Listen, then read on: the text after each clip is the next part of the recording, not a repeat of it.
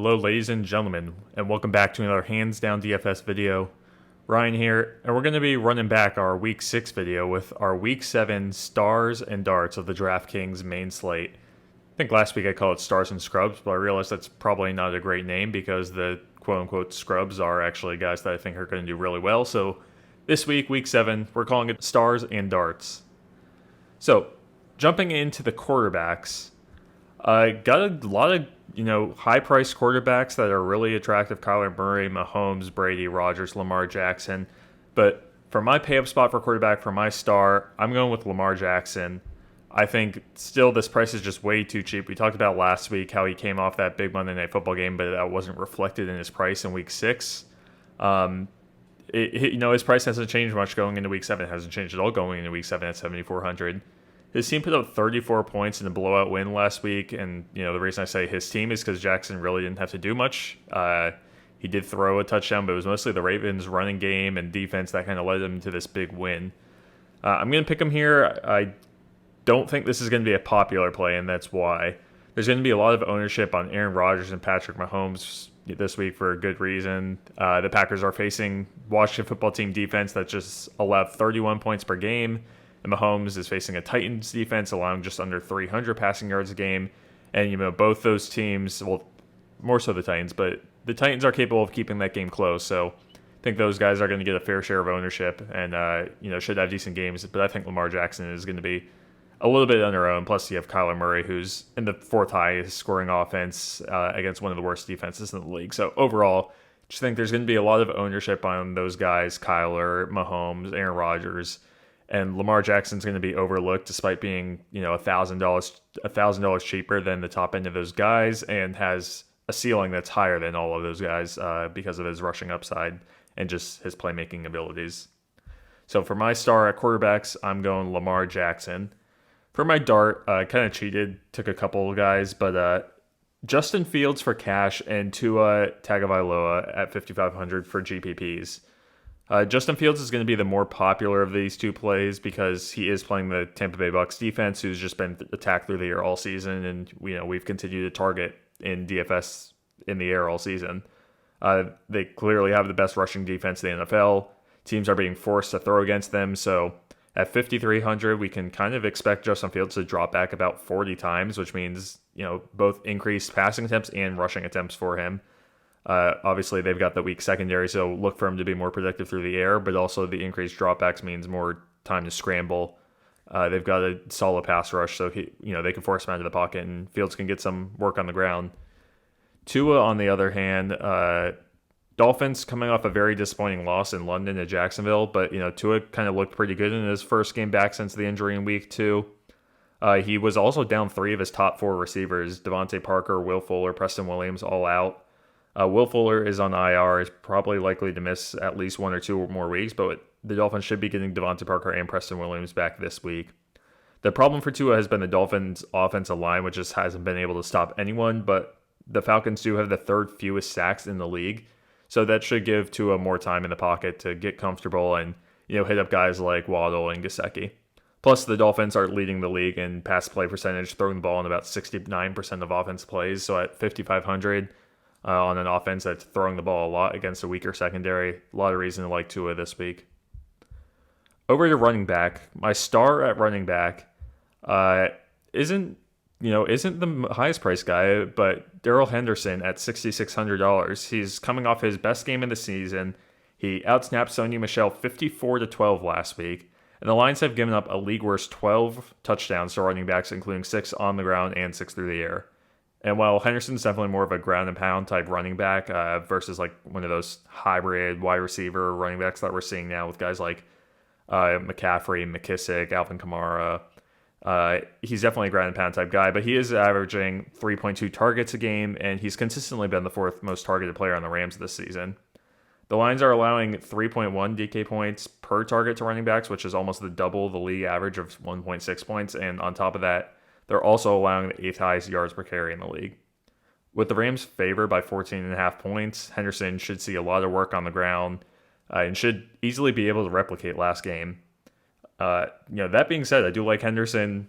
SONY MICHEL is down at 4,200. I'm not going to claim him as my dart dart of the week, my dart pick.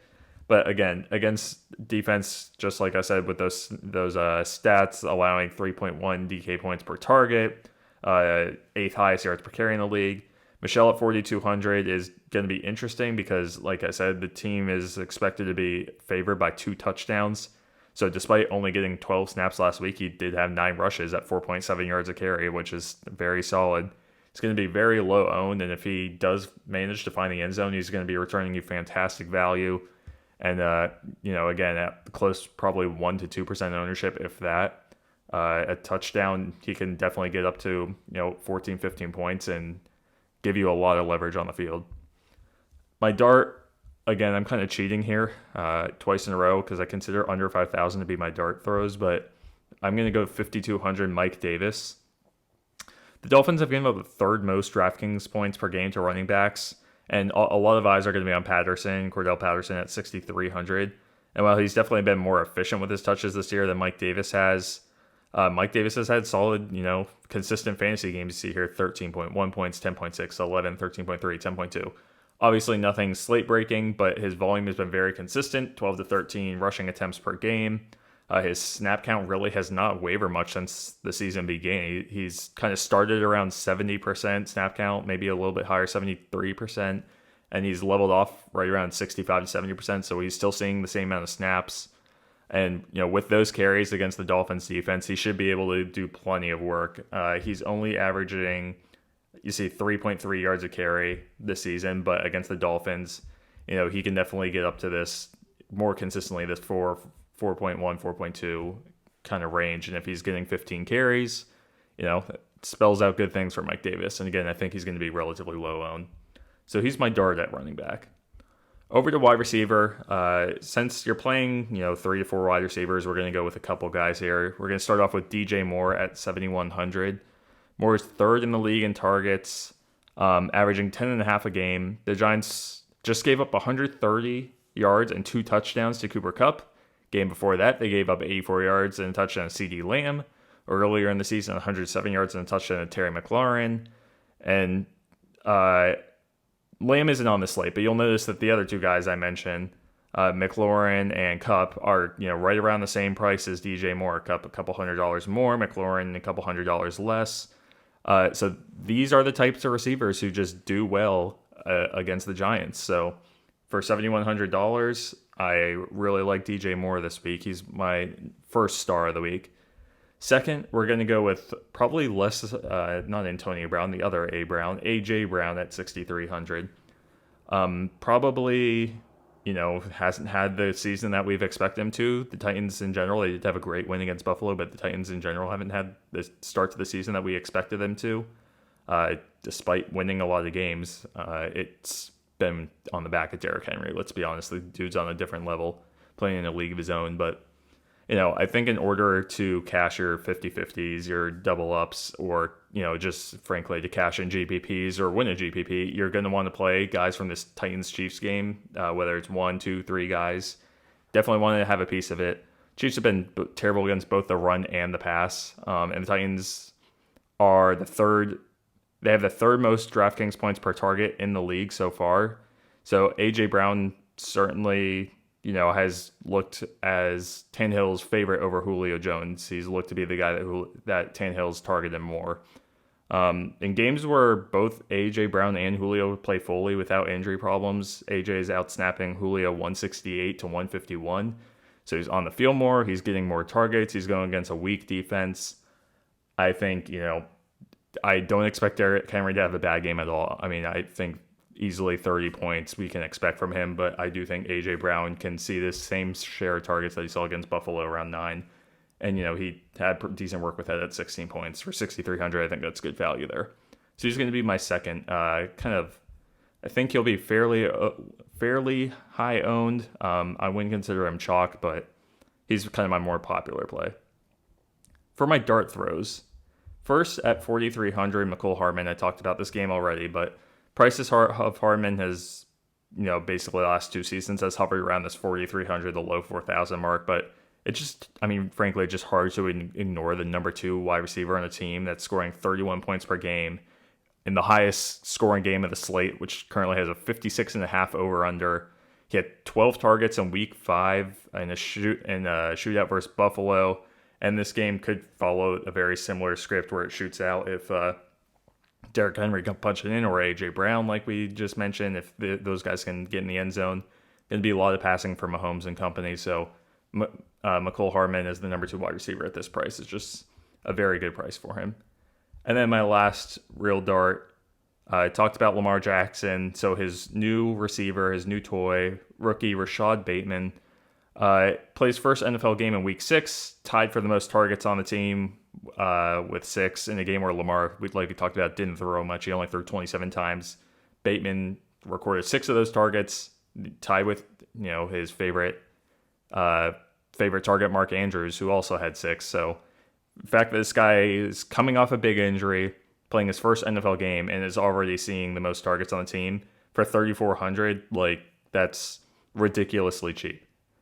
He was the second amongst Baltimore receivers in snap count percentage, and he's essentially at a minimum price. So if this game just stays close enough where Lamar Jackson has to throw, 30 times or so, I think Bateman should easily return value here. He only got 29 yards on those 4 catches, but honestly, he should be getting more than that, and I think this is just a great price. So he's my dart for wide receivers. And then to close out, moving on to tight ends, assuming Goedert plays, this is up in the air, but $4,600 for Dallas Goedert, who's now the sole tight end in Philly with Zach Ertz moving over to Arizona. In an offense where tight ends have been receiving 26% of Jalen Hurts' targets. Additionally, tight ends have also been targeted 57 total times against the Raiders, which is second most in the league, for 407 yards, which is 5th most in the league. So Raiders fully capable of giving up big games to tight ends. The Eagles are also projected as a 3-point underdog in a relatively high 49-point over-under game, which should set up fairly well for an Eagles passing game script. Goedert had the ability to pay off a $4,600 price tag. You see, that's where he's been all season, if not more expensive, and he did that with Ertz on the field. So without Ertz, I don't see why, he shouldn't have a problem getting at least this 15-plus point range in Week 7. So really like Goedert, again, assuming he plays, we'll see. He did test positive for COVID, so it is looking like he won't play, but in the off chance that it was false positive and he tests negative, definitely want to consider Goedert. And then for our dart, I'm not going to try to get fancy here. Ricky Seals-Jones at 3,700. You just can't not play him. Definitely could not play him last week at 3,000, but even at 3,700, unless you're just going full punt down into 2Ks with tight ends, the only logical plays in the 3K range are Seals-Jones and Ertz. Ricky Seals-Jones played 100% of the Washington football team offensive snaps in Week 6. Before that, 99% in Week 5. He had 15 targets over the last 2 weeks, which trails Terry McLaurin by just 4 targets for second most on the team. And he'll have another favorable matchup against a banged-up Green Bay defense. So, again, a game that scripted in favor of the Washington passing game. Seals-Jones' second favorite target of Taylor Heineke. I think there's a lot to like here. He should see a lot of volume. Should be able to, at 3,700, bring pretty good value to your cash lineups. And, you also consider him in your GPP pool. So those are the stars and darts of Week 7. Let me know if you guys think that I missed anyone, if there's someone that really stands out to you as an obvious pay-up spot or an obvious value spot. And, we'll shout you out in our next video and talk about them in our full breakdown.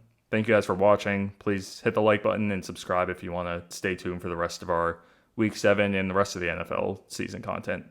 So catch you guys next time.